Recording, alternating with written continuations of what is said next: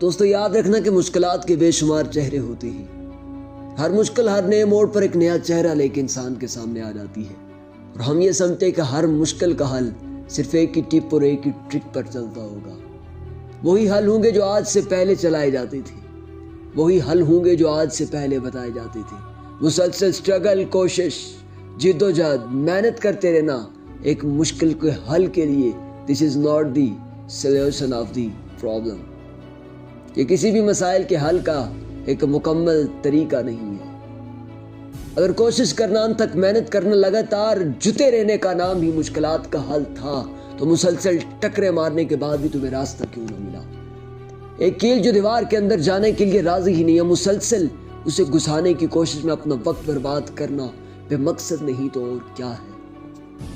ہر مشکل کا حل سٹرگل نہیں ہوتا، ایفرٹ نہیں ہوتا، کوشش نہیں ہوتا.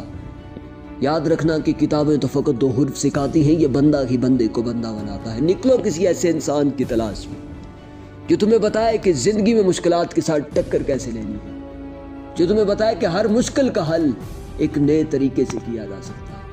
اگر مشکلات چہرے بدل کر آتے ہیں تو تمہیں اوزار بدلنے پڑیں گے، ہتھیار بدلنے پڑیں گے. آج سے پہلے پرانے زمانوں میں جب جنگیں لڑی جاتی تھی تو ان کا پرانا انداز تھا، تلوار نکلتی تھی نیام سے، ڈھال نکلتی تھی اسے بچانے کے لیے. لیکن آج جب ایٹم بم کا زمانہ آیا تو پھر اپنی فوج کو ایٹمی بموں کے ساتھ لیس کر کے گراؤنڈ میں اتارا جاتا ہے.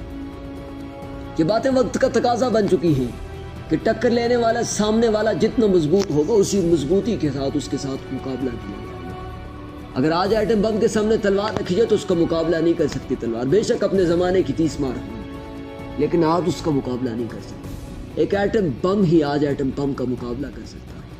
اپنے طریقے بدلو. اگر مشکلات نے چہرے بدلے ہیں تو تم بھی اپنے طریقے بدلو، سلیقے بدلو. ہر مشکل کا کام، ہر مشکل کا حل ایفرٹ نہیں ہوتا، کوشش نہیں ہوتا.